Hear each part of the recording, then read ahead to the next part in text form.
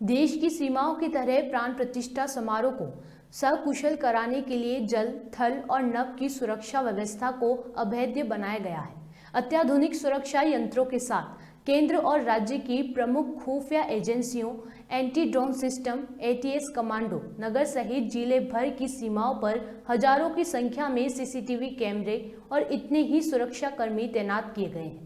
वहीं गुरुवार को राम मंदिर परिसर को एसपीजी ने अपनी सुरक्षा घेरे में ले लिया है। अयोध्या में आगामी 22 जनवरी के प्राण प्रतिष्ठा समारोह के लिए सभी तैयारियां की जा रही हैं।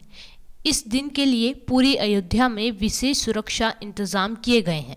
लोकल पुलिस के साथ एटीएस कमांडो और एनडीआरएफ की टीमें भी अयोध्या की सुरक्षा में तैनात हैं। आगामी समारोह के लिए अयोध्या में एनडीआरएफ द्वारा किए गए सुरक्षा प्रबंधन पर एनडीआरएफ के डायरेक्टर जनरल अतुल करवाल ने जानकारी दी है। मौके पे बाकी सब फोर्सेस से बहुत मिलजुल के काम करती है ताकि हमारा काम उनके काम के साथ बिल्कुल कोऑर्डिनेटेड रहे। हमारी काफ़ी टीमें वहाँ तैनात हैं। हमारी बेस्ट सीबीआरएन टीम्स वहाँ तैनात हैं। जो सीओ साहब हैं उस बटालियन के, जो वाराणसी में है, वो खुद वहाँ पर उसको सुपरवाइज कर रहे हैं। जो hazards material vehicle, hazmat vehicle हमने नई तैयार की थी G20 के लिए, उसको हमने वहाँ तैनात किया है। और इस 22 जनवरी के फंक्शन के बाद भी कुछ समय तक, जब तक वहाँ काफ़ी रश रहेगा, हमारी टीमें वहाँ अवेलेबल रहेंगी। तो मुझे आशा नहीं, एक पूरा विश्वास है कि ये इवेंट बहुत अच्छे से जाएगा। क्योंकि बहुत बड़ा इवेंट है, सबकी नज़र पूरे वर्ल्ड की, बहुत सारे लोग आएंगे। किस तरह की और हमने बारीकियों पर ध्यान देते हुए क्या क्या हमने अपने उपकरण भेजे हुए हैं, टीम्स को किस तरह से डिप्लॉयमेंट की गई है, कहाँ कहाँ स्ट्रेटेजिक लोकेशन बनाया गया है। तो इसके लिए हम मॉक एक्सरसाइज भी करते हैं, बाकी एजेंसीज के साथ मिलकर फेमराइजेशन करते हैं ताकि उस एरिया का एग्जिट एंट्री पॉइंट्स कहाँ पे कितने लोग होने की संभावना है उसकी तैयारी हो। सिमुलेशन ड्रिल्स होती हैं कि अगर कोई इंसिडेंट ऐसा होता है तो हम कहाँ से प्रवेश करेंगे, कौन जाएगा, क्या लेकर जाएगा, किस संख्या में जाएगा, उसका कम्युनिकेशन क्या होगा, इतनी बारीकी से हर चीज प्लान होती है। तो हमारी पूरी तैयारी है। भव्य मंदिर में विराजमान किए गए हैं रामलला। रामलला की पहली झलक सामने आ गई है। जी हां, नवनिर्मित भव्य मंदिर में गर्भगृह में गुरुवार शाम पूरे विधि विधान से श्री रामलला के विग्रह को विराजमान किया गया, जिसके बाद से ये तस्वीरें सोशल मीडिया पर वायरल हो रही हैं। इस मूर्ति को अभी कपड़े से ढका गया है। इस अद्भुत तस्वीर के दर्शन मात्र से सभी भक्त प्रभु श्री राम के भक्ति भाव में डूबे दिखाई दिए। इसी कड़ी में नवनिर्मित भगवान श्री राम मंदिर के शुभारंभ अवसर पर महाकालेश्वर प्रबंध समिति द्वारा 5 लाख लड्डू प्रसाद स्वरूप अयोध्या भेजे जा रहे हैं। महाकालेश्वर मंदिर प्रबंध समिति द्वारा कल शाम के समय तक 5 लाख लड्डुओं को कंटेनर में रख दिया गया था और रात के समय ट्रक अयोध्या के लिए रवाना हो गया। इसी क्रम में अयोध्या में विश्व का सबसे बड़ा दीपक, जिसका आकार 300 फीट है, प्रज्वलित किया जाएगा। इसमें देश में जितने भी तीर्थ हैं, सभी तीर्थों की मिट्टी, सभी तीर्थों का जल, समुद्र का जल और देसी गाय के घी से दीपक बनाया गया है। यह विश्व का सबसे बड़ा दीपक है, 300 फीट का दीपक है। रामराज की परिकल्पना के अनुरूप इसको तैयार किया गया है। देखिए, यह बहुत अद्भुत दीपक है, ये सामान्य दीपक नहीं है। इसमें 1 साल तक हमारी 108 टीमें लगातार वर्क की हैं, काम की हैं, जिसमें 10 से 15 लोग हुआ करते थे। लगातार इसमें जो है प्रयास करके और सभी तीर्थों की मिट्टी ले आना, सभी तीर्थों का जल ले आना, समुद्र का जल ले आना और देसी गाय का 40 कुंटल से ज़्यादा देसी गाय का घी इसमें उपयोग किया गया है बनाने में। यह अद्भुत दीपक है। यह रामराज का, इसमें जो है लोगों का आभास होगा, त्रेतायुग का यह जो है एहसास कराएगा। तो ये अपने आप में बहुत महत्वपूर्ण दीपक है। और दिवाली तो दीपक से होती है, और जितना बड़ा दिया उतनी बड़ी दिवाली थी। दुनिया का सबसे बड़ा दिया है, इसलिए सबसे बड़ी दिवाली मनी गई ये राम मंदिर की। और सबसे पहली इसमें भी है कि सीता माता के मायके से भी 108 टीन तेल इसमें आया है, तो अपने आप में महत्वपूर्ण है। अयोध्या शहर के आसपास 115 गांव बसे हैं, जहां सूर्यवंशी राजपूत रहते हैं। सूर्यवंशी राजपूतों का सपना लगभग 500 साल बाद अब पूरा होने जा रहा है। ऐसे में इन सभी राजपूतों ने रामलला को दिए वचन को निभाने के लिए 500 साल तक न पगड़ी बांधी और न छतरी का इस्तेमाल किया। बीते 15 तारीख को अयोध्या के सूर्यवंशी राजपूतों ने राम जन्मभूमि मंदिर में मूर्ति प्राण प्रतिष्ठा होने से पहले 500 वर्ष पूर्व ली गई शपथ को तोड़ने के लिए राजस्थान की आन बान शान की प्रतीक राजपूती पगड़ी गजराज सिंह के वंशजों ने पहनी। कहा जो है उनसे राजा दशरथ से कि अपने वचन से विचलित हो जाओ, या तो जो हमें वरदान दियो। तो उन्होंने तब ये शब्द को राजा दशरथ ने कहा था कि रघुकुल रीत सदा चली आई प्राण जाए, पर वचन न जाए तो राम को बन दिए और भरत को गद्दी और अपने जो है प्राण त्याग दिए। वह खानदान के हैं जैसे बाबा गजराज ने कसम खाई, जिसे भीष्म पितामह ने कसम खाई महाभारत में। कृष्ण ने कहा अर्जुन से कि हम जो है आपको रथ हाँकेंगे और अस्त्र नहीं उठाएंगे। तो उन्होंने कहा, भीष्म पितामह ने प्रतिज्ञा किया कि तो अस्त्र गहि के नारायण, कि तो रण से भागे पीठ दिखाई हो पारस सहित मुरारी, कि तो आज रण छोड़ के भाग जाबो या तो अस्त्र। वो प्रतिज्ञा हमारे बाबा गजराज की थी कि पहन जो है सिर पर ये पगड़ी नहीं, पैर में पन्ही नहीं और ऊपर छतरी नहीं और मंडक ही नहीं छाएगा। वो भीषम प्रतिज्ञा हमारे गजराज बाबा ने किया और वो प्रतिज्ञा जब पूरी उस दिन हमारी हो गई जिस दिन जो है सुप्रीम कोर्ट ने जो ये फैसला सुनाया। आज के करीब 500 साल पहले बाबर का सेनापति मीर बाकी अपनी शाही सेना के साथ में और अग्नेय शस्त्र भी वो बंदूक लिया था, तोप भी लिया था साथ में। तो वो 500 साल पहले आया राम मंदिर को ध्वस्त करने की नियत से, और उसने जो है राम मंदिर को जो है गिरा भी दिया था तोप लगा करके।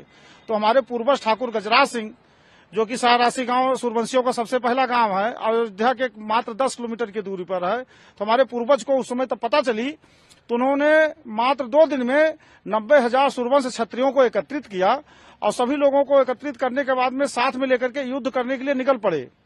तो सभी लोग रास्ते में गए। रास्ते में 4-5 किलोमीटर पे अयोध्या, हमारे गांव से अयोध्या के बीच में एक सूर्यकुंड है, जो सूर्य भगवान का मंदिर है, हमारे कुल देवता भी हैं। तो उन्हीं के सामने सभी 90,000 सूरवंश क्षत्रियों ने कसम खाई कि जब तक हम जो है राम मंदिर का उद्धार नहीं करा लेते, रामलला का इन आकर्ताओं से, मुगलों से मुक्त नहीं करा लेंगे, तब तक जो हमारे सूरवंशी जो परिवार है, खानदान है, 115 जो गांव है, उसमें न तो कोई जो ठाकुरों की शान होती है, न तो पगड़ी और न ही पन्ही जिसको चमड़े का जूता बोलते हैं, चमड़े का जूता और छाता, ये धारण नहीं करेंगे। और साथ में उन्होंने ये कहा था कि हमारे जो शादियों में लड़कियों में जो मंडप छाया जाता है, वो मंडप भी नहीं छाया जाएगा। तो सभी लोग सूर्य भगवान के सामने कसम खाए, और कसम इसलिए खाई कि उन लोगों को कहीं न कहीं यह आशंका थी, भगवान राम के लिए जा तो रहे युद्ध करने के लिए, लेकिन उन लोगों के पास अग्नेय शस्त्र से, हमारे पूर्वजों के पास अग्नेय शस्त्र नहीं थे, जैसे तोप और बंदूकें नहीं थी, तलवार भाला यही सब, धनुष बाण यही सब हुआ करते थे। तो उनको आशंका थी हो सकता भाई हम लोग जो है न मुक्त करा पाएंगे। तो हमारे जो आप पीढ़ियां हैं या रहेंगी, जो बचेंगी, अब जो पीढ़ियां हैं, उस कसम को निभाएंगी और जब तक रामलला का मंदिर नहीं बन जाएगा, और राम जन्मभूमि के लिए हमेशा वो लड़ते रहेंगे। जब हम लोग छोटे थे तो हम लोग के दादा बाबा बताते हैं कि हमारे ठाकुर गजराज सिंह, जिनकी हम 10वीं पीढ़ी है, वो गए थे राम जन्मभूमि को बचाने के लिए और वहाँ पे शहीद हुए थे। और उन्होंने प्रतिज्ञा खाई थी कि हम छाता नहीं लगाएंगे, पन्ही नहीं पहनेंगे, चमड़े का जूता और पगड़ी नहीं धारण करेंगे। उसी का आज तक हम लोग पालन करते आ रहे थे और हम लोगों के पूर्वज भी पालन करते थे।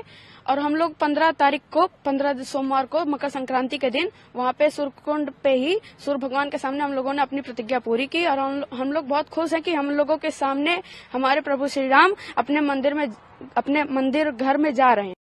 देश विदेश के अलग अलग हिस्सों में प्रवाहित हो रही तमाम नदियों का पवित्र जल अयोध्या के राजा प्रभु श्री राम के समारोह के लिए अयोध्या पहुंचा है। भारत, नेपाल, भूटान समेत श्रीलंका से ये जल इकट्ठा करने के इस असाधारण कार्य को पूरी लगन और मेहनत से पूरा किया है जौनपुर में रहने वाले शिक्षक राधेश्याम ने। आगामी प्राण प्रतिष्ठा समारोह से पहले राधेश्याम ये जल लेकर अयोध्या पहुंचे हैं। उन्होंने सभी नदियों का ये जल अयोध्या लाकर श्री राम जन्मभूमि तीर्थ क्षेत्र के मुखिया पुजारी चंपत राय को सौंप दिया।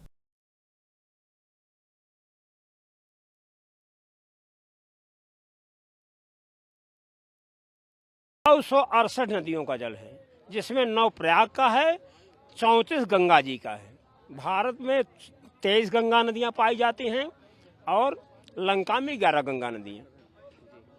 तो कैसे गए, कब से शुरू किया? मैं जब अध्यापक हुआ सन 67 में, तो जून 68 में टहलना शुरू किया। मई जून टहलता, मैं गाड़ी कभी करता नहीं था। इसके बाद छुट्टियां बीच में ले लेता था, कभी कहीं लंबी छुट्टी हो जाती थी उसमें। और जून 8 में जब मैं रिटायरमेंट किया तो 4 साल लगातार साइकिल चला, 1 महीना छोड़ के भारी बरसात में। इसके बाद गांठ पकड़ लिया भद्राचलम में, तो मैं मोटरसाइकिल खरीदा। अब मोटरसाइकिल सन 12 से लेकर आज तक 2.25 लाख किलोमीटर की मोटरसाइकिल चली है। पूरा नेपाल, भूटान, पूरा भारत, सिक्किम को छोड़कर हर प्रांत में मोटरसाइकिल गई है। जब दूसरे देशों में जाते तो कैसे जाते थे? नहीं, नेपाल और भूटान में कोई वीजा नहीं, न कोई रोक।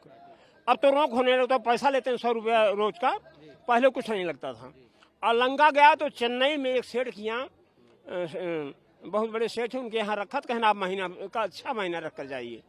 और फिर मैं फ्लाइट से गया था और वहाँ 29 दिन खूब टहला।